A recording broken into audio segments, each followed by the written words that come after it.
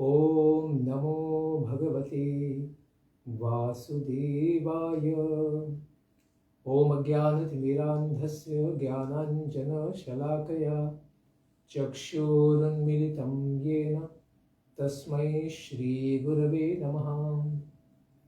सब भक्तों का स्वागत है आज के प्रातःकालीन भागवत कथा में। आज हम श्रवण करेंगे भगवान अपने शरणागत भक्तों की किस प्रकार से रक्षा करते हैं। युधिष्ठिर महाराज के द्वारा राजसूय यज्ञ के अवसर पर भगवान जरासंध का उद्धार कैसे करवाते हैं, इसको हम श्रवण करेंगे। श्रीमद् भागवतम का 10वां स्कंद अध्याय 70 से लेकर 73 तक।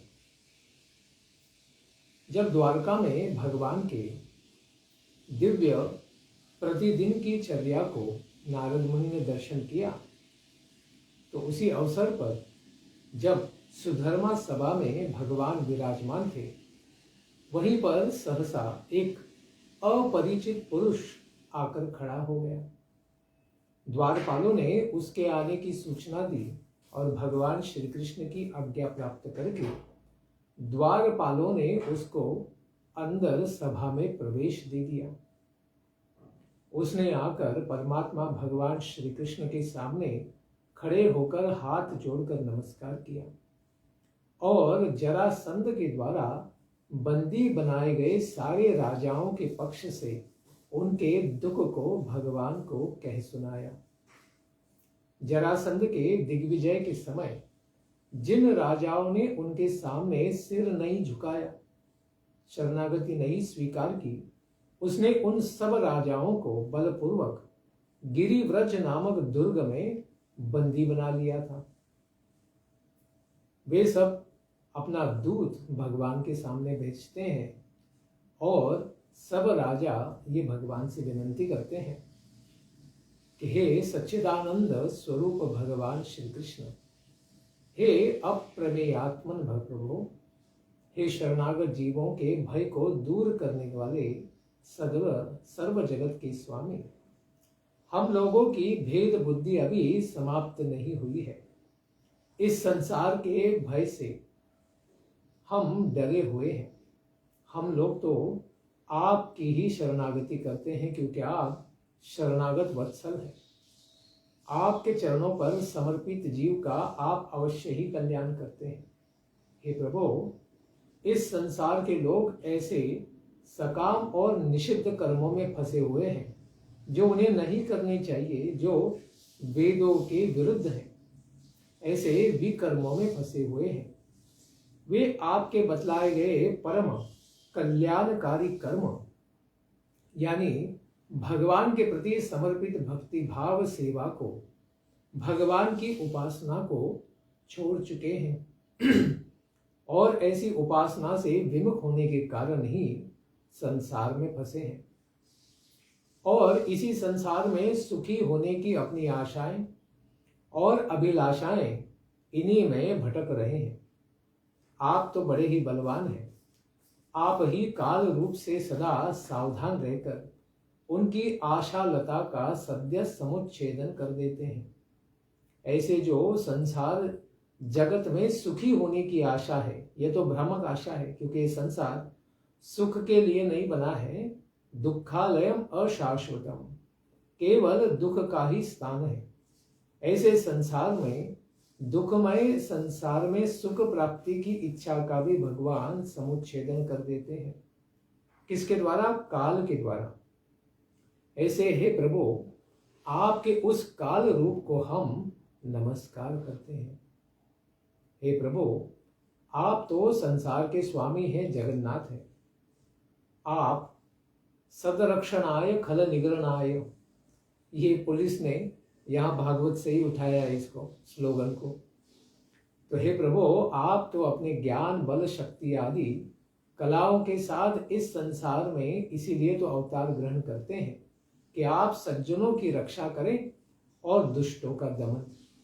हे ईश, इस संसार में कुछ जरासंध आदि ऐसे राजागण बने हैं जो आपकी आज्ञाओं का उल्लंघन करते हैं, आपको नहीं मानते हैं, अथवा यह भी संभव है कि हम लोग अपने पूर्वकृत कर्मों का ही फल भोग रहे हैं। किसी को हम दोषी तो नहीं ठहरा सकते, लेकिन हाँ, जो आपके नियमों का पालन नहीं करते, उल्लंघन करते हैं, उनमें तो कोई गुण है नहीं। किंतु हे प्रभु, हम तो आपके भक्त हैं। आपके भक्तों को दुष्कर्म कैसे दुख प्रदान, यानी उसी दुख रूप का फल प्रदान कर सकते हैं। आपके शरणागत भक्त हैं तो हमारा अवश्य ही कल्याण होगा। अतएव आप कृपा करके हम सबके हृदय से क्लेश को मुक्त कीजिए, हृदय से क्लेश को हटा दीजिए। हे प्रभु, हम इस बात को जानते हैं कि राजा होने का सुख प्रारब्ध के अधीन है, कि कौन राजा बनेगा, कौन प्रजा बनेगी, कौन किसके ऊपर शासन करेगा, यह तो प्रारब्ध से ही निहित होता है। वह तो स्वप्न के समान ही अत्यंत तुच्छ है, क्योंकि ये आत्मा से इसका कोई संबंध नहीं है। उस भौतिक सुख को भोगने वाला यह भौतिक शरीर भी तो मुर्दे के ही समान है, क्योंकि जब आत्मा इस संसार में शरीर को त्याग देती है तब उसको हम मुर्दा कहते हैं। लेकिन जब आत्मा इस शरीर में होती भी है तब भी तो यह शरीर मरा हुआ ही होता है। जीवित तो केवल आत्मा होती है, शरीर तो हमेशा ही मरा होता है। इस शरीर के पीछे सैकड़ों प्रकार के भय लगे ही रहते हैं और हम लोग इस शरीर के द्वारा अनेक प्रकार के भारों को जीवन भर ढो रहे हैं। इसीलिए हम लोग अंतःकरण के निष्काम भाव तथा निसंकल्प के द्वारा प्राप्त होने वाले आत्म सुख का परित्याग करके आपकी माया से मोहित होकर अपार कष्ट को भोग रहे हैं। संसार में हमें कोई भी सुख नहीं है। अतएव हे प्रभु, आपके चरण कमल शरणागत जीवों के शोक को विनष्ट कर देने वाले हैं। आप हम लोगों को मगधराज जरासंध रूपी कर्मों के बंधन से कृपा करके मुक्त कर दीजिए। जो मगधराज अकेले ही 10,000 हाथियों का बल इससे संपन्न है और वह हम राजाओं को अपने कैद में उसी तरह बांध के रखा है जिस तरह कोई सिंह भेड़ों को घेरे रहता है। ये चक्रपाणे जो सदा ही हाथ में सुदर्शन चक्र धारण करते हैं अपने भक्तों के कल्याण के लिए, आपने तो जरासंध से 18 बार युद्ध किया। वैसे उसको 17 बार ही किया, 18वीं बार तो भगवान ने युद्ध पूरा खेला ही नहीं। फिर भी इस प्रकार आपने 18 बार युद्ध किया और 17 बार आपने उसके मान मर्दन के द्वारा उसको प्रताड़ित भी किया, लेकिन उसको जीवित भी छोड़ दिया। और 18वीं बार आपने मानो हारने की झूठ मूठ की लीला की और भाग खड़े हो गए। आप रणछोड़ राय बन गए। इससे वह संपूर्ण मनुष्यों को जीतकर अत्यंत घमंडी हो गया है।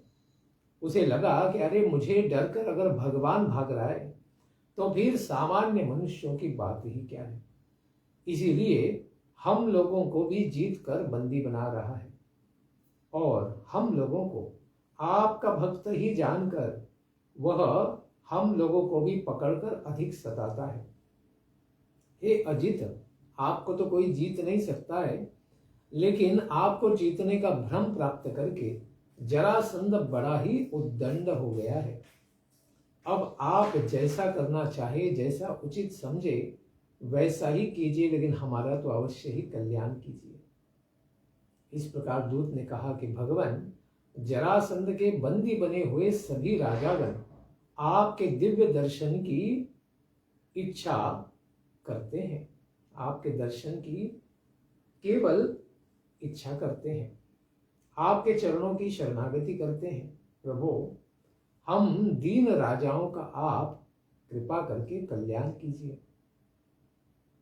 तो शुभदेव गोस्वामी कहते हैं, इस तरह से जब सारे राजाओं का वह दूत कह ही रहा था, उसी समय पीली जटा को धारण किए हुए अत्यंत कांति संपन्न चमकने वाले ऐसे देवर्षि नारद मुनि वहां पर सूर्य के समान ही प्रकट हो गए, चमकते हुए।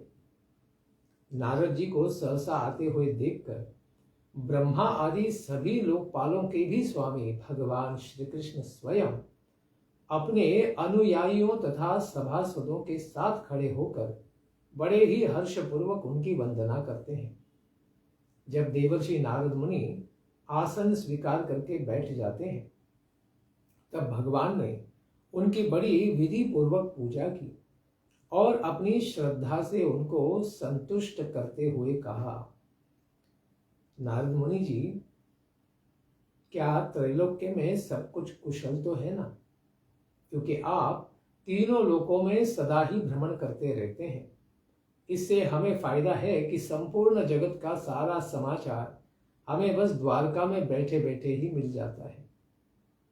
ईश्वर प्रणीत तीनों लोकों के भीतर के सारे समाचार आपको सदा ही ज्ञात होते हैं।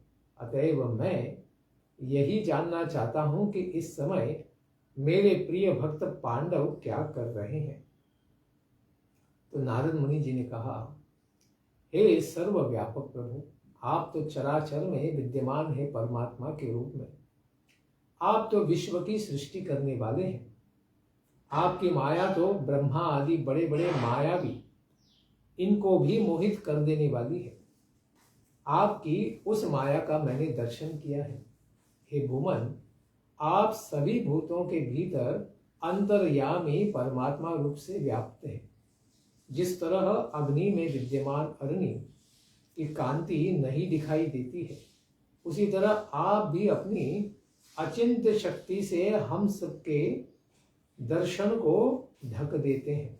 जिस प्रकार से मनुष्यों को बादल ढक लेते हैं ताकि वे सूर्य को नहीं देख पाते हैं, उसी प्रकार से जैसे आपने कहा है कि नाहम सर्व प्रकाशस्य योग माया समावृतः, आप सबको दर्शन नहीं देते, आपके केवल प्रिय भक्तों को ही आप दर्शन देते हैं। लेकिन फिर भी सदा सर्वदा तो आपकी माया से सारे जीव ढके रहते हैं, तो आप दिखाई नहीं पड़ते। लेकिन आप तो सर्वज्ञ हैं, किंतु अनजान के समान मुझसे आप पांडवों का समाचार पूछते हैं, जबकि आप तो सब कुछ जानने वाले हैं। लेकिन फिर भी यह मेरे लिए कोई आश्चर्य की बात नहीं है। आप तो अपनी माया से सारे जगत की सृष्टि करते हैं और इसका सहसा संहार भी कर देते हैं। यद्यपि ये सारा संसार आपकी माया के द्वारा रचित केवल भ्रम मात्र है, लेकिन जीवों को यह पूरी तरह सत्य लगता है और उसी के भ्रम में सारे फंस जाते हैं। लेकिन हे प्रभु, यह तो केवल आपकी माया के द्वारा ही संपन्न होता है।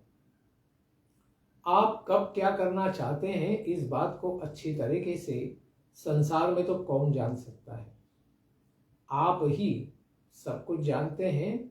आपको छोड़कर समस्त वस्तुओं से आप विलक्षण हैं। सारी वस्तुएं तो आपसे ही आती हैं, लेकिन फिर भी आपसे निर्मित कोई भी वस्तु आपसे अधिक विलक्षण नहीं है। आप ही सबके ऊपर है। आपका स्वरूप सर्वथा अचिंतनीय है, कोई चिंतन के द्वारा नहीं समझ सकता है। इसलिए हे प्रभु, मैं आपको बारंबार नमस्कार करता हूं। शरीर और शरीर संबंधी सारी भौतिक वासनाओं से संबंध रखने वाले जीव इन वासनाओं के कारण ही संसार चक्र में भटक रहा है। वह इससे मुक्ति प्राप्त करने के साधन को भी नहीं जानता है। ऐसे ही जीवों का कल्याण करने के लिए आप नाना प्रकार के अवतारों को ग्रहण करते हैं और अपने पवित्र यश का दीपक जलाकर सबको ज्ञान का रास्ता दिखाते हैं, जिसके द्वारा जीव इस अनर्थकारी शरीर से आपकी कृपा से मुक्ति प्राप्त कर सकता है। इसीलिए मैं तो केवल आपके चरणों की ही शरणागति स्वीकार करता हूं। हे प्रभु, आप तो मनुष्यों जैसी लीला करने वाले हैं, लेकिन आप परब्रह्म हैं। आप विभो हैं और आपके चित्तकन ही सारे जीव हम भक्त हैं। यद्यपि आप तो सर्वज्ञ हैं, सब कुछ जानते हैं, फिर भी मैं आपने पूछा है इसीलिए कहता हूं कि आपके फुफेरे भाई तथा आपके परम भक्त महाराज युधिष्ठिर क्या कहना चाहते हैं, इस बात को मैं सुना रहा हूं। वे तो ब्रह्मलोक की और उसके भी परे आपके दिव्य लोक की प्राप्ति करने की कामना से ही इस संसार के सारे जीवों का कल्याण करने के लिए, आपकी आराधना करने के लिए यज्ञ श्रेष्ठ ऐसे राजसूय के द्वारा ही आपको प्रसन्न करना चाहते हैं। कृपा करके आप उसका अनुमोदन करें। हे देव, उस श्रेष्ठ यज्ञ में आपका दर्शन करने के लिए बड़े बड़े देवता और यशस्वी राजा गण भी आएंगे। हे प्रभु, आप तो सच्चिदानंद घन स्वरूप हैं।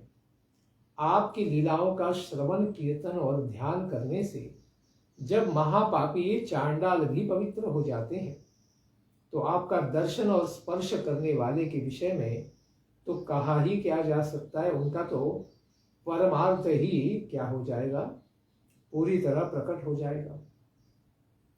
इस प्रकार हे त्रिभुवन मंगल, सारे तीनों लोकों को पवित्र करने वाले प्रभु, आपका यश तो अमल यश है, सभी दिशाओं में छा रहा है।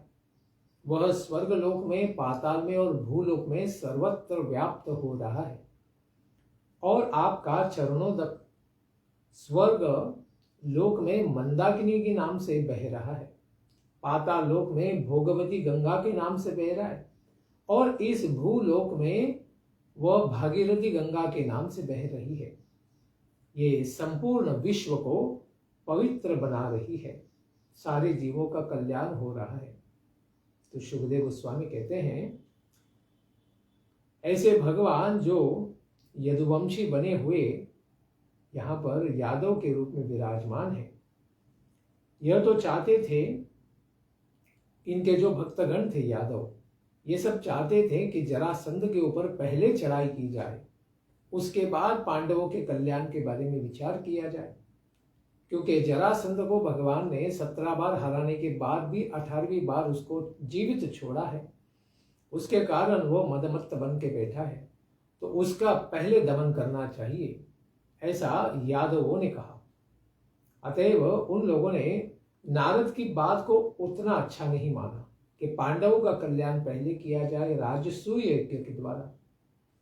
तब भगवान केशव देखते हैं कि यहाँ पर मेरे भक्तों में कहीं मतभेद न हो जाए, इसलिए थोड़ा सा मुस्कुराकर वे बीच वाला मार्ग लेते हुए उद्धव जी से पूछते हैं कि उद्धव, तुम तो साक्षात मेरे परम चक्षु हो, मेरे श्रेष्ठ नेत्र हो। मैं तुम्हारे द्वारा ही संसार को देखता हूं, क्योंकि तुम मेरे हितैषी हो और शुभ संपत्ति प्राप्त करने की मंत्रणा देने वाले मित्र भी हो, और कार्य तत्वों के वेत्ता भी हो, चीजों को ठीक ठीक से जानते हो। तुम ही बतलाओ कि मैं इस विषय में क्या करूं, कौन सा पक्ष पहले स्वीकार करूं, क्योंकि हम तुम्हारी बातों पर बड़ा विश्वास करते हैं, उसी के अनुसार हम करेंगे। इस तरह से अपने इस सर्वज्ञ स्वामी के द्वारा अनजान के समान ही पूछे जाने पर भगवान की आज्ञा को शिरोधार्य करते हुए उद्धव जी भगवान के परम मित्र कहना प्रारंभ करते हैं कि हे प्रभु, आपसे तो क्या अनजान है, आप तो संसार के चराचर की सारी खबर रखते हैं। लेकिन मैंने नारद जी की बातों को भी सुना है और सारे यादवों की भी, सभासदों की बात को भी सुना है।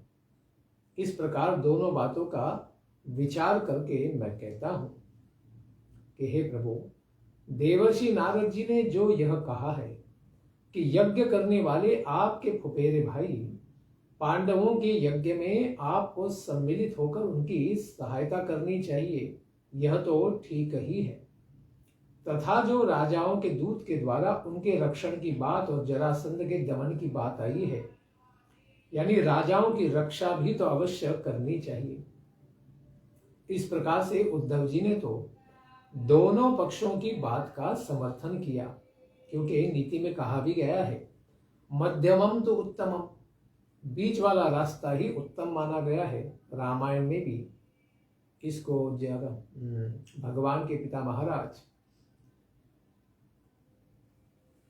इसको कहते हैं। दशरथ महाराज इसी प्रकार का वृत्तांत रखते हैं। इसी प्रकार से उद्धव जी ने भी किया। उन्होंने कहा कि दोनों कार्य यथासंभव होने चाहिए।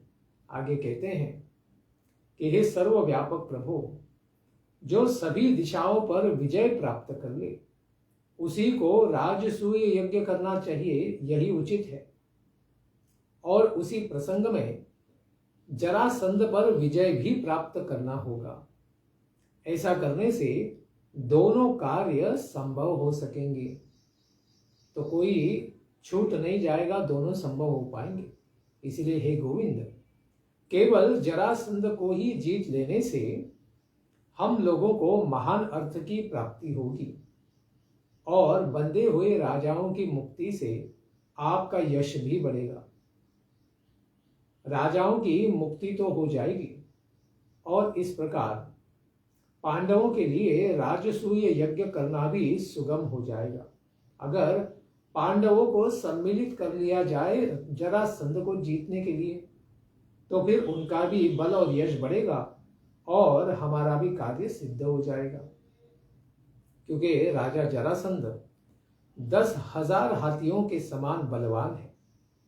उसके ही समान बल वाले पांडवों में भीमसेन है। इनको छोड़कर दूसरा कोई बलवान नहीं जो उनको जीत सकता है। उसको आमने सामने के युद्ध में ही जीतना चाहिए, क्योंकि 100 अक्षौहिणी सेना को साथ में लेकर भी युद्ध करने से जरासंध को जीतना आसान नहीं है। वह तो ब्राह्मण भक्त है, तो ब्राह्मणों के द्वारा याचना करने पर वह युद्ध के लिए, द्वंद्व युद्ध के लिए इनकार नहीं करेगा। यदि ब्राह्मणों का वेश धारण करके भीम आदि उससे याचना करे तो आपके सन्निधान में द्वंद्व युद्ध में वह जरासंध का वध अवश्य ही कर सकता है। मुझे तो इसमें कोई भी संदेह नहीं है। हे प्रभु, आप तो संपूर्ण जगत की सृष्टि तथा संहार करने वाले हैं। आप रूप रहित यानी भौतिक रूप रहित काल स्वरूप ही हैं। आपके इस कार्य में तो ब्रह्मा जी और शंकर जी तो निमित्त मात्र हैं। उसी तरह जरासंध का वध तो आप अवश्य ही करेंगे, लेकिन भीम के द्वारा, और भीम तो केवल निमित्त मात्र बनेंगे। सही कार्य तो केवल आपके द्वारा ही संपन्न होगा। जब आप जरासंध का वध कर देंगे तो जरासंध के कैद में पड़े हुए इन सब राजाओं की रानियां आपके दिव्य यश का गुणगान करेंगी कि आपने अपने शत्रु जरासंध का वध किस प्रकार से करवा दिया और उनके प्रियतम राजाओं को कारागार से किस प्रकार से मुक्त करा दिया। तो उनकी भी इसमें रक्षा हो जाएगी। ठीक उसी तरह जैसे गोपियां शंखचूड़ से मुक्त कराने के लिए आपकी लीला का, आपके शरणागत मुनिगण गजेंद्र की तथा जानकी जी के उद्धार की आपकी लीला का, और हम लोग आपके माता पिता को कंस के कारागार से मुक्त करने की आपकी लीला का सदा ही गुणगान किया करते हैं, क्योंकि आप शरणागत वत्सल अपने भक्त हैं, उनका हमेशा ही कल्याण करने वाले हैं। इसीलिए हे श्री कृष्ण, जरासंध का वध स्वयं ही बहुत से प्रयोजनों को सिद्ध कर देने वाला है। एक ही कार्य करने से बहुत सारे कार्य संपन्न हो जाएंगे, क्योंकि बंदी राजाओं के पुण्य के परिणाम से ही तो, तथा जरासंध आदि के पापों के परिणाम से आपको भी राजसूय यज्ञ ही अभिप्रेत है। आप भी चाहते हैं कि पांडव राजसूय यज्ञ संपन्न करें। इसीलिए इस तरह से उद्धव जी की वाणी को सब तरह से मंगलमयी जानते हैं भगवान। तो सारे यादव भी श्रवण करते हैं, उसकी सब लोग सराहना करते हैं। खास करके देवर्षि नारद जी, सारे यदुवंश के कुलवृद्ध और भगवान श्री कृष्ण भी भूरी भूरी प्रशंसा करते हैं कि उद्धव, तुमने तो बहुत अच्छा उपाय बताया है। उसके पश्चात तुरंत ही माता देवकी के पुत्र भगवान श्री कृष्ण वसुदेव जी इत्यादि सब वरिष्ठों से आज्ञा प्राप्त करते हैं और अपने वाहक दारुक एवं चैत्र आदि भृत्यों को इंद्रप्रस्थ जाने की तैयारी करने के लिए आदेश दे देते हैं। इसके पश्चात भगवान श्री कृष्ण यदुवंशियों के राजा उग्रसेन महाराज और बलराम जी से आज्ञा लेकर बाल बच्चों और उनके सामानों को लेकर बहुत सारी रानियों को आगे चला देते हैं और दारुक के द्वारा लाए गए अपने गरुड़ ध्वज रथ पर स्वयं सवार हो जाते हैं। उसके पश्चात वे रथों, हाथियों, घुड़सवारों तथा पैदलों की विशाल सेना के साथ श्री भगवान प्रस्थान करते हैं। उसी समय मृदंग, नगाड़े, ढोल, शंख, भीरी, नारसिंगों की ध्वनि से सारी दिशाएं ध्वनित तो हो जाती हैं। मंगल सूचक दिव्य गान किया जाता है। सती शिरोमणि भगवान की महान पत्नी रुक्मिणी जी आदि हजारों रानियां अपने पुत्रों के साथ सुंदर वस्त्र, भूषण, चंदन आदि अंगराज तथा पुष्पमालाओं से सुसज्जित होकर तथा हाथ में तलवार एवं ढाल लिए हुए सैनिकों से संरक्षित भगवान श्री कृष्ण की ये पत्नियां डोलियों, रथों, सोने की बनी हुई पालकियों में बैठकर अपने पति महाराज भगवान श्री कृष्ण के पीछे पीछे चलने लगी। अनुचरों की स्त्रियां भी, वारांगनाएं अच्छी तरीके से श्रृंगार करके खस आदि की झोपड़ियों, अनेक प्रकार के तंबुओं, कनातों, कंबलों, ओढ़ने, बिछोनों के समानों, बैलों, भैंसों, गधों और खच्चरों के ऊपर लाद कर तथा स्वयं भी पालकी, ऊंट, छकड़ों और हथिनियों पर सवार होकर चलने लगी।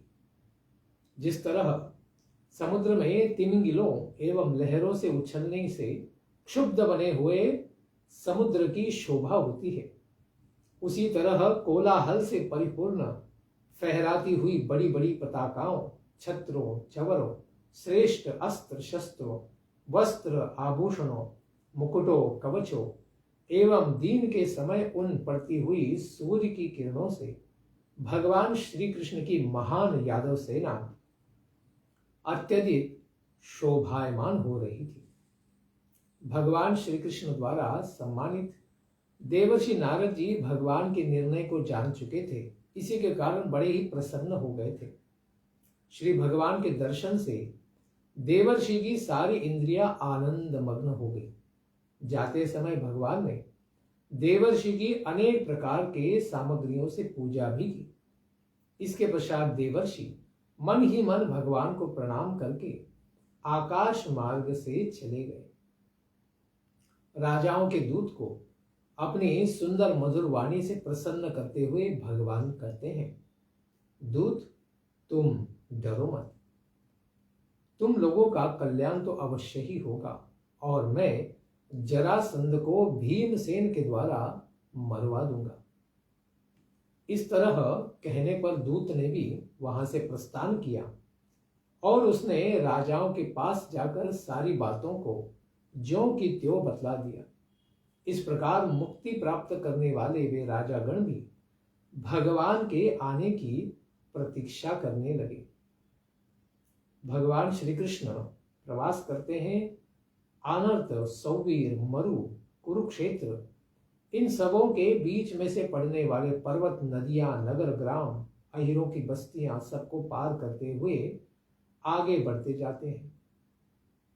उसके पश्चात श्री भगवान दृषदवती एवं सरस्वती नामक नदियों को पार करके उसके बाद में आने वाले पंचाल और मत्स्य देशों को पार करके फिर अंत में इंद्रप्रस्थ पहुंच जाते हैं।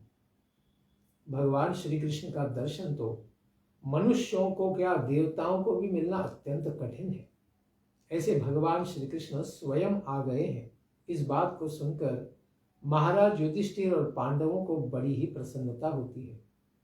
वे अपने आचार्यों तथा अपने हितैषी बांधवों के साथ भगवान श्री कृष्ण की अगवानी करने के लिए नगर से बाहर आ जाते हैं। महाराज युधिष्ठिर मंगलमय गीतों तथा वाद्यों एवं जोर जोर से पढ़े जाते हुए वेद मंत्रों की ध्वनि पूर्वक बड़े आदर से श्री भगवान का समादर करने के लिए चल पड़ते हैं, जैसे इंद्रियां मुख्य प्राण से मिलने ही जा रही हैं। उसी प्रकार से बड़े ही आतुर युधिष्ठिर महाराज आगे बढ़े। उसके पश्चात हृदय अत्यंत प्रसन्न होने से, क्योंकि युधिष्ठिर महाराज तो बहुत दिनों के बाद भगवान श्री कृष्ण से मिल रहे थे, ऐसे भगवान को देखकर अत्यंत प्रेम पूर्वक उनका बारंबार आलिंगन करते हैं। क्योंकि माता लक्ष्मी जी का एकमात्र निवास स्थान श्री भगवान श्री कृष्ण के दिव्य मंगलमय विग्रह ही है। दोनों हाथों से पकड़कर आलिंगन करने से महाराज युधिष्ठिर के तो समस्त पाप विनष्ट हो गए। उनका संपूर्ण अंग रोमांच के कारण प्रफुल्लित हो गया। उस समय उनको इस विश्व का सारा प्रपंच भ्रम बिल्कुल भी नहीं रह गया था। उनकी आंखों से प्रेमाश्रु प्रवाहित होने लगे।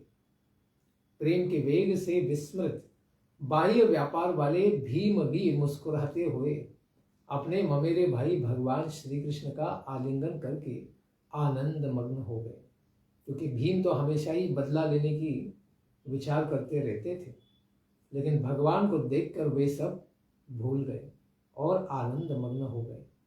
उनके पश्चात अर्जुन, नकुल और सहदेव भी अपने अत्यंत प्रियतम भगवान को देखकर उनका आलिंगन प्राप्त करते हैं। उस समय उन लोगों की आंखों में आंसुओं की मानो बाढ़ सी आ गई थी। अर्जुन ने तो पुनः पुनः भगवान का आलिंगन किया तथा नकुल और सहदेव ने भी भगवान को बारंबार प्रणाम किया। भगवान श्री कृष्ण भी ब्राह्मणों तथा कुरु वृद्धों को यथा योग्य नमस्कार करते हैं। कुरु, सृंजय तथा कैकेयी देश के राजाओं ने भगवान श्री कृष्ण का सम्मान किया और भगवान श्री कृष्ण ने भी उन राजाओं का सम्मान किया। सूत, मागध और बंदीजन ब्राह्मण भगवान की स्तुति करने लगते हैं और गंधर्व, नट, विदूषक इत्यादि मृदंग, शंख, नगाड़े, वीणा, ढोल, नरसिंगे बजा बजाकर भगवान को प्रसन्न करने के लिए नाचने गाने लगते हैं।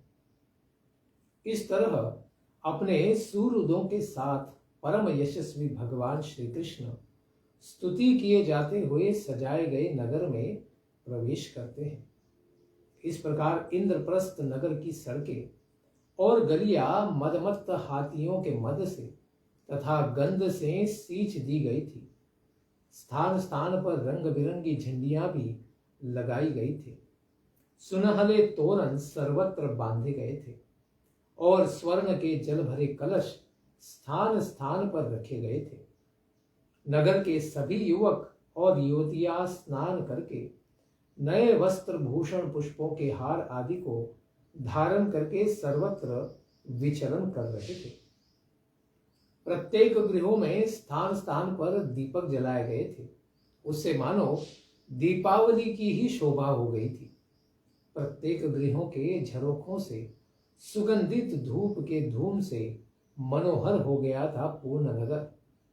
सभी गृहों के ऊपर पताकाएं फहरा रही थी और स्वर्ण के कलश और चांदी के शिखर जगमगा रहे थे। भगवान श्री कृष्ण ने इस प्रकार के भवनों से युक्त उस इंद्रप्रस्थ नगर को बड़ा चमका हुआ देखा। यह सुनकर कि अत्यंत मनोहर भगवान श्री कृष्ण राजमार्ग पर स्वयं आ गए हैं, तो उत्सुकतावशात जिनकी चोटियां और साड़ियों की गांठें भी शिथिल हो गई थी, ऐसी युवतियां गृह के कामों और शैया पर सोए हुए अपने पतियों को भी छोड़कर भगवान को देखने के लिए शीघ्र ही राजमार्ग पर आ गए। हाथी, घोड़ा, रथ और पैदल सेना की भीड़ से युक्त सड़क पर अपनी पत्नियों के साथ भगवान श्री कृष्ण को देखकर वहां की अट्टारियों पर चढ़ी हुई युवतियों ने श्री भगवान के ऊपर पुष्पों की वर्षा करके मन ही मन उनके चरणों का आलिंगन किया और प्रेम पूर्ण मुस्कान और चितवनों से उनका सुस्वागत किया। इस प्रकार इंद्रप्रस्थ नगर की नारियां राजमार्ग पर चंद्रमा के साथ विराजमान ताराओं के समान ही भगवान श्री कृष्ण जो चंद्रवंश के शिरोमणि हैं, ऐसी इनकी पत्नियों को देखकर आपस में कहने लगी कि इन सबों ने न जाने कौन सा ऐसा विशेष तप या पुण्य किया था जिसके प्रभाव से पुरुष शिरोमणि भगवान श्री कृष्ण अपनी उन्मुक्त हंसी और विलासपूर्ण कटाक्षों से इन सबों की ओर देखकर परमानंद प्रदान करते होंगे। उनके भाग्य की भूरी भूरी प्रशंसा करने लगी। हाथ में उपहार लिए हुए निष्पाप नागरिकों ने स्थान स्थान पर भगवान श्री कृष्ण से मिलकर उनको उपहार भी प्रदान किए और उनकी पूजा भी की। अंतःपुर की नारियां भगवान श्री कृष्ण को देखकर प्रेम और आनंद से भर गई। उन सबों ने अपने प्रेम पूर्ण एवं आनंद से खिले हुए नेत्रों से भगवान का स्वागत किया और श्री भगवान भी उन सबों का स्वागत स्वीकार करके राजभवन में प्रवेश कर गए। माता कुंती जी त्रैलोक्याधिपति अपने भतीजे भगवान श्री कृष्ण को देखकर आनंद में भर गई। वे अपने पुत्र वधू के साथ पलंग से उठकर आगे आई और भगवान को गले लगा ली। महाराज युधिष्ठिर देवताओं की भी आराध्य ऐसे भगवान श्री कृष्ण को समादर पूर्वक लाकर आनंदातिशय के कारण ही आत्मविस्मृत हो गए, स्वयं को ही भूल गए। उन्हें इस बात की यादगारी ही नहीं रही कि किस क्रम से भगवान की पूजा करनी चाहिए। भगवान श्री कृष्ण इस प्रकार अपनी फुआ तथा दूसरे गुरुजनों की स्त्रियों को भी नमस्कार करते हैं, प्रणाम करते हैं। द्रौपदी और सुभद्रा ने भी भगवान श्री कृष्ण को प्रणाम किया। वे दोनों के लिए तो वे परम बंधु थे। अपनी सासू माता कुंती की प्रेरणा से प्रेरित द्रौपदी जी ने भगवान श्री कृष्ण की पत्नियां जैसे रुक्मिणी, सत्यभामा, भद्रा, जाम्बवती, कालिंदी, मित्रविंदा, शैव्या तथा पतिव्रता नागनजीति, सत्या एवं अन्य भगवान श्री कृष्ण की जो भी पत्नियां वहां पर आई थी, उन सबों का सत्कार किया वस्त्र, माला और अलंकार आदि सब वस्तुओं के द्वारा। महाराज युधिष्ठिर ने भी भगवान श्री कृष्ण को उनकी सेना, अनुचरों, मंत्रियों और पत्नियों के साथ ऐसे स्थान में ठहराया जहां उन्हें नित्य ही नवीन नवीन सुख की प्राप्ति हो सके, किसी भी प्रकार की असुविधा न हो। जहां अर्जुन के साथ रहकर भगवान श्री कृष्ण ने खांडव वन का दाह करा दिया था और अग्निदेव को तृप्त करा दिया था, साथ ही साथ मायासुर को उस अग्नि से बचाया था जिस मायासुर ने महाराज युधिष्ठिर के लिए फिर दिव्य सभा का निर्माण किया था, मय सभा का, जिसको देखने के लिए तो देवता भी आतुर होते थे। इस प्रकार भगवान ने सारा वैभव अपने पांडवों को दिलाया था। ऐसे भगवान श्री कृष्ण युधिष्ठिर के प्रिय कार्य को करने की इच्छा से ही इंद्रप्रस्थ में ही कुछ समय रहे। वे अर्जुन के साथ रथ पर सवार होकर विहार करने के लिए भी जाया करते थे। उस समय उनके साथ बड़े बड़े वीर सैनिक भी उनकी सेवा के लिए अगवानी करते हुए साथ में जाया करते थे। ऐसे भगवान अपने भक्त पांडवों के साथ इंद्रप्रस्थ के आनंद के विहार को प्राप्त करते हैं। मुख्य कार्य तो था कि उनके राजसूय यज्ञ में उनको मदद करनी थी। इस प्रकार सुखदेव गोस्वामी कहते हैं, एक दिन की बात है जब राजा युधिष्ठिर मुनियों, ब्राह्मणों, क्षत्रियों, वैश्यों तथा अपने भाइयों के साथ ही बैठे थे। आचार्यों, कुल वृद्धों, ज्ञाति बंधुओं, संबंधियों एवं कुटुंबियों, इन सबों के सामने ही भगवान श्री कृष्ण को संबोधित करके उन्होंने कहा। युधिष्ठिर महाराज कहते हैं कि हे गोविंद, मैं सर्वश्रेष्ठ राजसूय यज्ञ के द्वारा आपकी तथा आपकी विभूति स्वरूप सारे देवताओं की आराधना करने की इच्छा रखता हूं। आप कृपा करके मेरे इस संकल्प को पूरा कीजिए। हे कमलनाथ, आपकी चरण पादुकाएं सभी अमंगलों का नाश कर देने वाली हैं। जो लोग उन दोनों की सेवा करते हैं, ध्यान करते हैं, स्तुति करते हैं, वे लोग ही वस्तुतः पवित्र आत्माएं हैं। ऐसे लोग तो संसार चक्र से मुक्ति अवश्य ही प्राप्त कर लेते हैं। यदि वे विषयों की अभिलाषा करते हैं, वे उसको भी अवश्य प्राप्त कर लेते हैं। किंतु जो लोग आपकी चरण पादुका की शरणागति नहीं करते हैं, वे न तो संसार से मुक्ति प्राप्त कर सकते हैं, न तो सांसारिक भोग को ही प्राप्त कर सकते हैं। न सुखम न पराम गते, न इस संसार में सुख पाएंगे, न ही संसार को पार कर पाएंगे। अतएव हे देवताओं के भी आराध्य देव, मैं तो चाहता हूं कि आपके चरणों की सेवा का प्रभाव यह संसार देखे।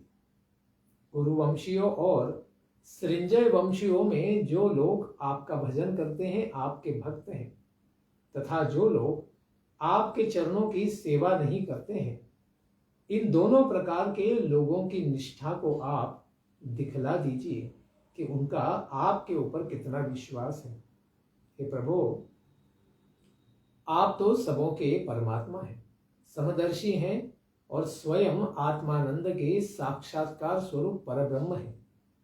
आप में ही मैं, यह दूसरा है, यह मुझसे अलग है, यह अपना है, यह दूसरे का है, इस प्रकार की बुद्धि भेद तो है ही नहीं। फिर भी आप उसी पर कृपा करते हैं जो आपकी सेवा करते हैं। यह उसी तरह से होता है जिस तरह कल्प वृक्ष अपना सेवन करने वालों पर ही कृपा करता है। जो उसके पास नहीं आते, उनकी छाया में नहीं आते, उसकी सेवा नहीं करते हैं, ऐसे लोगों के ऊपर कल्प वृक्ष कृपा नहीं करते हैं। उसी प्रकार से आप भी हैं। आपके शरणागत भक्तों का ही आप कल्याण करते हैं। जो आपके चरणों में समर्पित नहीं है, उनका आप कल्याण नहीं करते हैं। सेवा के फल में जो भी न्यून अधिक भाव होता है, उसका कारण तो सेवा में ही न्यून अधिक भाव के कारण है। अगर आपकी सेवा अधिक करे कोई, तो अवश्य ही अधिक परिणाम प्राप्त करते हैं, क्योंकि आप में अन्यथा कोई भी द्वेष का भाव नहीं है। तो भगवान बड़े प्रसन्न होकर कहते हैं कि हे शत्रु विजयी राजा युधिष्ठिर, आपने बिल्कुल ठीक ही निश्चय किया है। इस यज्ञ के द्वारा आपकी मंगलमय कीर्ति का संपूर्ण लोकों में विस्तार हो जाएगा। राजन, यह राजसूय नामक सभी यज्ञों का राजा है। यह तो ऋषियों, पितरों, देवताओं और हम सूर्यों को भी और सभी जीवों को अभिप्रेत है, क्योंकि इससे सबका कल्याण होगा। इस प्रकार सभी राजाओं को जीतकर संपूर्ण पृथ्वी को अपने वश में करके संपूर्ण यज्ञोपयोगी सामग्रियों को एकत्रित करके आप यज्ञ का अवश्य ही अनुष्ठान कीजिए। राजन, आपके भाई तो इंद्र आदि लोकपालों के अंश हैं, उन्हीं से उत्पन्न है, इसलिए बहुत बड़े वीर हैं। जो लोग अपने मन को वश में नहीं किए हैं, वे लोग मुझे अपने वश में तो नहीं कर सकते हैं। किंतु जितेंद्रिय आपने तो अपने गुणों से मुझे ही अपने प्रेम के बंधन में बांध लिया है, मुझे वश में कर लिया है। संसार में मेरे भक्त का कोई देवता भी अपने तेज, यश अथवा ऐश्वर्य के द्वारा तिरस्कार नहीं कर सकता है। तो फिर इस संसार में पृथ्वी के राजागण तो उसका तिरस्कार किस प्रकार से कर सकते हैं। तो सुखदेव गोस्वामी कहते हैं, भगवान की इतनी सुंदर और मीठी बातों को सुनकर बड़े ही प्रसन्न और विकसित मुख कमल वाले राजा युधिष्ठिर ने भगवान विष्णु के तेज से संपन्न अपने भाइयों को दिग्विजय करने के कार्य में नियुक्त कर दिया। एक एक दिशा में एक एक को भेजा। इस प्रकार महाराज युधिष्ठिर ने सृंजय वंशियों के साथ सहदेव को दक्षिण दिशा के विजय के लिए आदेश किया। पश्चिम दिशा में नकुल को जाने का आदेश किया। उत्तर दिशा में बाएं हाथ से भी बाण चलाने वाले अर्जुन को भेजा और भीमसेन को मत्स्य कैकय और मद्र देशीय सैनिकों के साथ पूर्व दिशा में दिग्विजय के लिए भेज दिया। इस प्रकार वे भीम आदि सभी वीर अपने पौरुष से राजाओं को परास्त करके सभी दिशाओं से यज्ञ करने वाले युधिष्ठिर महाराज के लिए बहुत अधिक मात्रा में धन एकत्र करके लाते हैं। जरासंध पर विजय नहीं प्राप्त किया जा सका है, इस बात को सुनकर महाराज युधिष्ठिर चिंतित हो गए थे।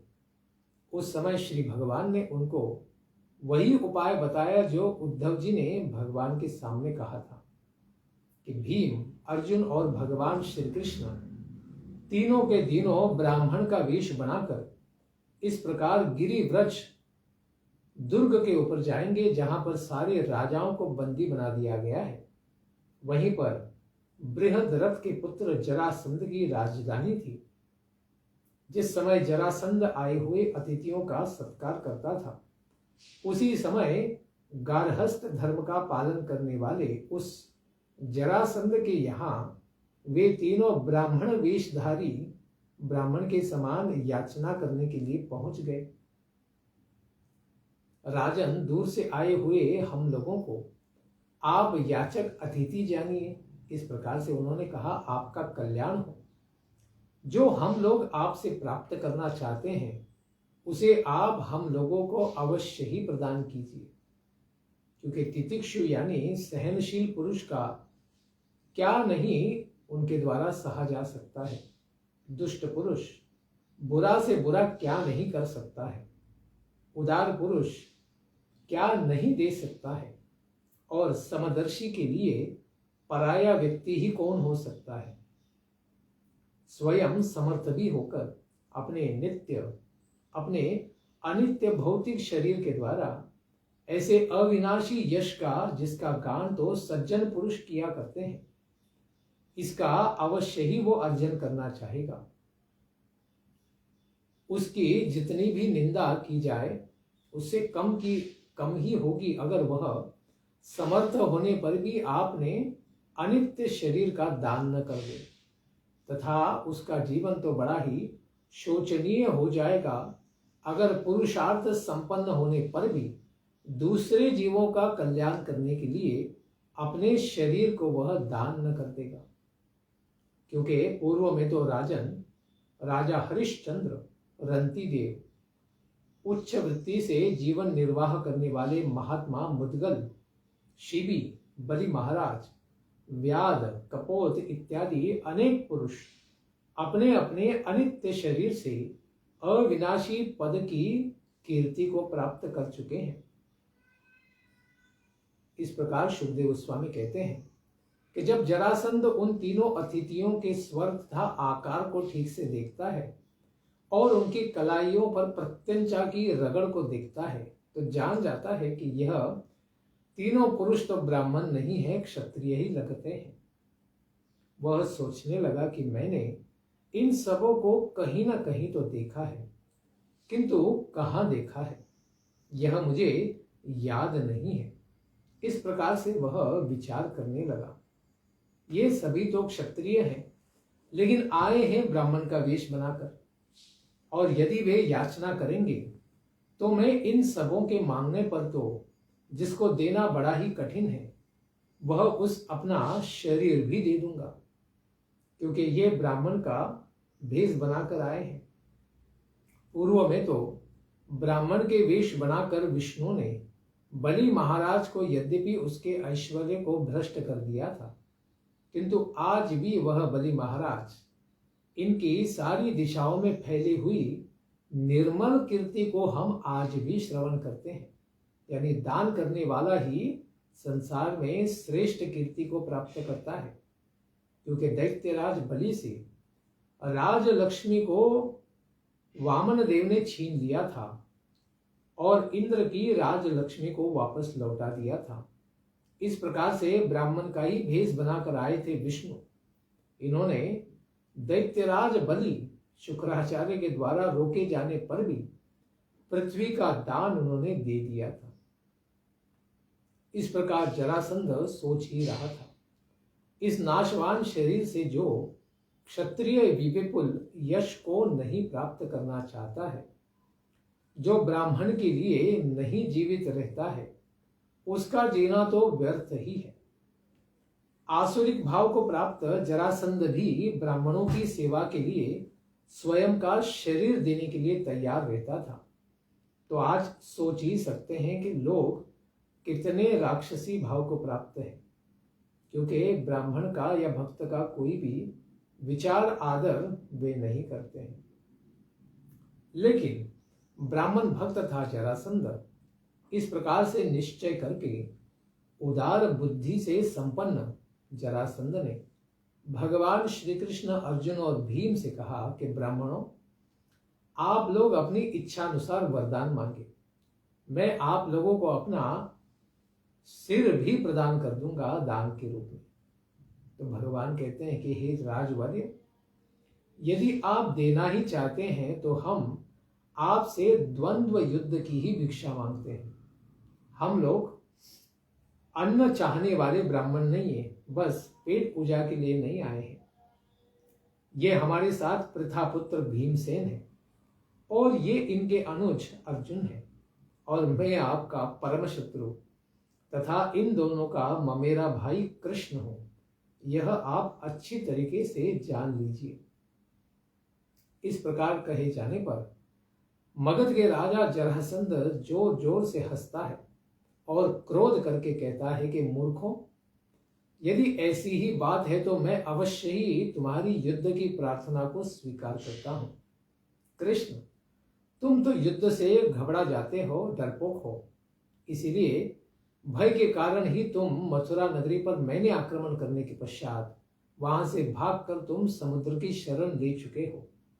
अतएव तुम मेरे साथ युद्ध के लिए लायक नहीं हो, इसलिए मैं तुम्हारे साथ युद्ध नहीं करूंगा। यह अर्जुन तो मुझसे अवस्था में छोटा है और यह मुझसे अधिक बलवान भी नहीं है, मेरे बराबर भी नहीं है। लेकिन हाँ, मैं युद्ध अर्जुन से तो नहीं करूंगा, लेकिन भीम मेरे समान बलवान है, इसका भी 10,000 हाथियों का बल है, इसके साथ मैं अवश्य ही युद्ध करूंगा। इस प्रकार कहकर जरासंध भीम को एक विशाल गदा देता है और दूसरी गदा स्वयं धारण करता है और युद्ध करने के लिए नगर से बाहर निकल आता है। उसके पश्चात भीमसेन और जरासंध समतल युद्ध के मैदान पर परस्पर में एक साथ युद्ध करने लगे। वे दोनों के दोनों रणोन्मत्त थे, अतएव अपने वज्र के समान गदा से एक दूसरे के ऊपर प्रहार करने लगे।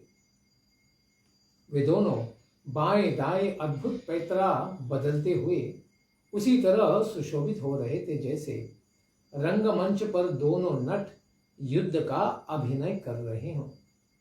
राजन परीक्षित, उसके पश्चात एक दूसरे के ऊपर प्रहार की गई गदाएं जब परस्पर में भयानक रूप से टकराती थी तो उनके चटचट करते हुए ध्वनि आती थी और चिंगारियां निकलती थी, जैसे परस्पर में युद्ध करने वाले दो हाथियों के दांत टकरा टकरा कर चट चट की आवाज करते हैं, अथवा बिजली गिरने पर जैसी आवाज होती है उसी प्रकार से आवाज आने लगी। जिस तरह क्रोध करके दो महाकाय हाथी साथ में लड़ते हैं और आक की डालियां तोड़कर एक दूसरे पर प्रहार करने लगते हैं, तो वे डालियां एक दूसरे से टकराकर चूर चूर हो जाती हैं, उसी तरह जरासंध और भीम अत्यंत वेग पूर्वक एक दूसरे के ऊपर गदा चलाकर एक दूसरे के कंधों कमरों, पैरों, हाथों, जंगों, हथेलियों पर चोट करने लगे तो उनकी गदाएं उनके अंगों से टकराकर चूर चूर हो जाती थी। उन गदाओं से भी वो शक्तिशाली थे। इस प्रकार जब गदाएं चूर चूर हो गई तब दोनों वीर क्रोध में भरकर अपने मुक्के के प्रहार से एक दूसरे को चूर चूर कर देना चाहते थे। मुक्के ऐसे गिरते मानो लोहे के घण ही गिर रहे हों। एक दूसरे पर प्रहार करते हुए वे दोनों हाथियों के समान।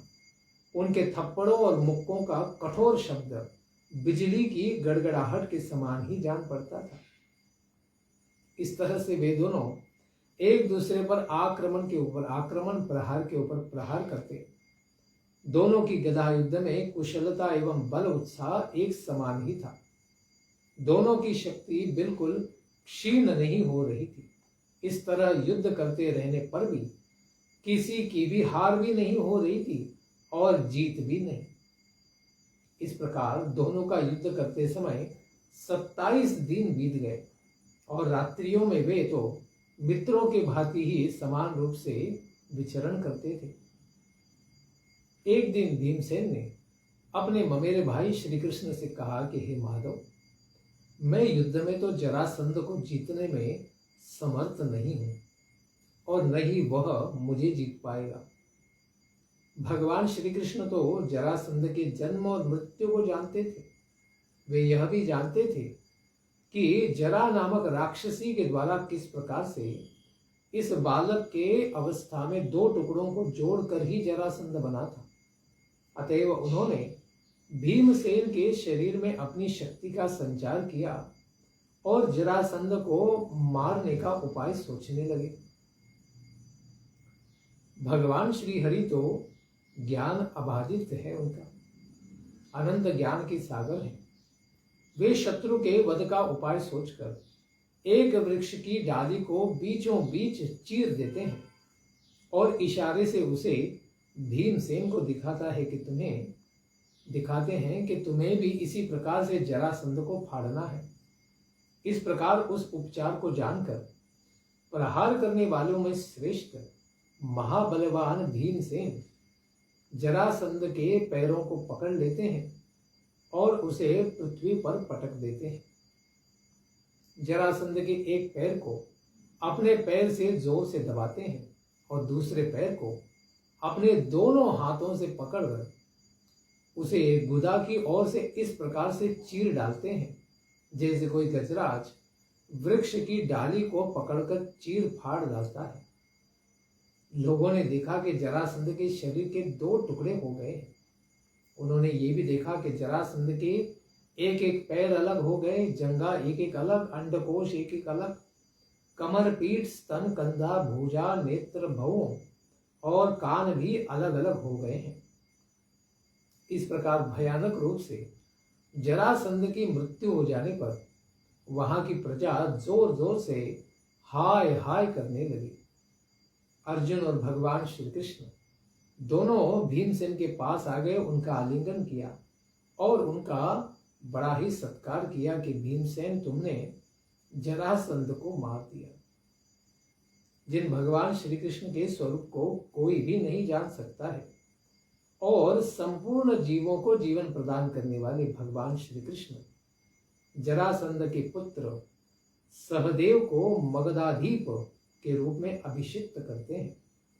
जरासंध जिन राजाओं को कारागृह में डाल चुका था उन सब राजाओं को भी भगवान सर्वथा मुक्त कर देते हैं, क्योंकि वही मुख्य प्रयोजन था और जिसको यादव लोग तो पहले संपन्न करना चाहते थे। इस प्रकार से जरासंध के पास 20,800 राजाओं को उन्होंने अनायास ही जीता था और पहाड़ों की घाटियों में एक किले के अंदर बंदी बना के रखा हुआ था। भगवान श्री कृष्ण जाकर उन सबको छोड़ देते हैं। वे राजागण वहां से निकल आते हैं। उनका शरीर और वस्त्र पूरी तरह बहुत लंबे समय से उन गुफाओं में रहने के कारण मैला हो चुका था। भूख के कारण वे राजागण बड़े ही दुर्बल हो गए थे। उनके मुख भी सूख गए थे। जेल में बंद रहने के कारण उनका शरीर अत्यधिक शिथिल हो गया था। वे सारे राजागण रेशमी पीतांबर पहने हुए जल भरे मेघ के समान सुंदर श्याम वर्ण वाले भगवान श्री कृष्ण का दर्शन करते हैं। भगवान श्री कृष्ण की सुंदर 4 भुजाएं थी। उनके वक्षस्थल में श्री वत्सांग चिन्ह सुशोभित हो रहा था। कमल के भीतरी भाग के समान कोमल एवं रत्नारे उनके नेत्र थे। श्री भगवान का सुंदर मुख बड़ा ही प्रसन्न था। उनके कानों में मकराकृत कुंडल डोल रहे थे, चमक रहे थे। श्री भगवान अपने एक हाथ में कमल को धारण किए हुए थे और शेष 3 भुजाओं में शंख चक्र गदा धारण किए थे। साथ ही किरीट, हार, कंगन और कटिसूत्र और बाजूबंद अपने अपने स्थान पर बड़े ही सुशोभित हो रहे थे। श्री भगवान अपने गले में श्रेष्ठ कौस्तुभ मणि को धारण किए हुए थे। उनके गले में वनमाला लटक रही थी। इस प्रकार के भगवान को देखकर तो सारे राजागण मानो अपने नेत्रों से ही पी रहे हो, जीभ से ही उनको चाट रहे हो, नाक से ही सूंघ रहे हो एवं भुजाओं से भगवान का आलिंगन कर रहे हो। श्री भगवान का दर्शन करने के कारण उन राजाओं के समस्त पाप विनष्ट हो गए। वे भगवान के चरणों पर सिर रखकर उनको प्रणाम करते हैं। इस प्रकार भगवान श्री कृष्ण का दर्शन करने से उन राजाओं को इतना आनंद हुआ कि उन लोगों को जेल में रहने का कष्ट सर्वथा नष्ट हो गया, समाप्त हो गया। वे सारे राजागण हाथ जोड़कर भगवान की स्तुति करते हैं कि हे देवों के भी देव, हे देव देव, हे देव देवेश, आराध्य देव, हे शरणागत जीवों के कष्टों को दूर करने वाले, सदा निर्विकार रहने वाले भगवान श्री कृष्ण, आपको नमस्कार है।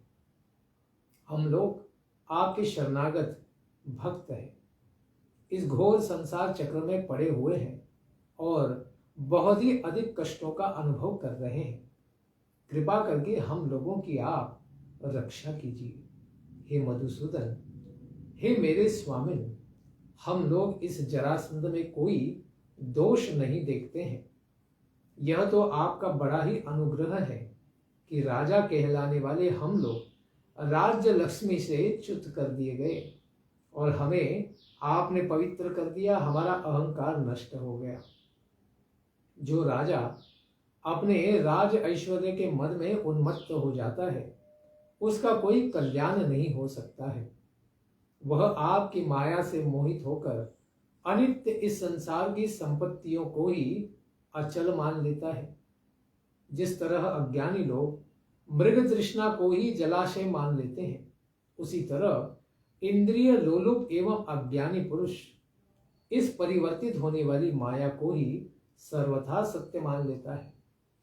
हे प्रभु, मद से मत वाले बने हुए हम लोग धन संपत्ति के मद में चूर होकर अंधे हो गए थे। इस पृथ्वी को जीत लेने की इच्छा से एक दूसरे से होड़ करते थे और अपनी ही प्रजाओं का नाश करते रहते थे। हम लोगों का जीवन तो क्रूरता से ही भरा हुआ था। आप सामने मृत्यु रूप से खड़े हैं, इस बात की भी हमें परवाह नहीं थी। हे श्री कृष्ण, हे प्रभु, जो हम लोग राज्य और ऐश्वर्य के मद से उन्मत्त थे, वही हम लोग आपके शरीर भूत काल, जिसकी गति इतनी गंभीर है कि उसको कोई टाल नहीं सकता है, वह तो अत्यंत ही बलवान है। उस काल ने हम लोगों को श्री विहीन बना दिया है और आपकी कृपा से हम लोगों का घमंड तो विनष्ट हो गया, चूर चूर हो गया है। अब हम लोग आपके चरण कमलों का ही स्मरण किया करते हैं। हे सर्वव्यापक प्रभु, जो निरंतर क्षीण होने वाले हैं एवं रोगों की जन्मभूमि है, इस भौतिक शरीर के द्वारा हम लोग जो उपासना करने योग्य हैं, उन आपके दिव्य चरण कमलों की उपासना करके आपको प्राप्त करना चाहते हैं और राज्य को प्राप्त नहीं करना चाहते हैं, क्योंकि वह तो मृग तृष्णा के समान ही मिथ्या है, उसमें कोई आनंद नहीं है। आपके चरण कमल केवल एकमात्र आश्रय है। अतएव आप हम लोगों को उस उपाय का उपदेश दीजिए जिससे कि इस संसार के संसरण से हम मुक्त हो जाएंगे। क्योंकि संसरेति संसार, बारंबार घूम घूम के फंसाता है, यही है संसार है। हम संसारी जीव आपके चरण के स्मरण को कभी भी न भूलें। हमने शरणागत जीवों के समस्त क्लेशों का नाश करने वाले भगवान श्री कृष्ण वासुदेव श्री हरि परमात्मा भगवान गोविंद को हम बारंबार नमस्कार करते हैं। जो राजागण जरासंध के कारागार से मुक्त हो गए थे, उन सबों ने इस प्रकार से भगवान की स्तुति की।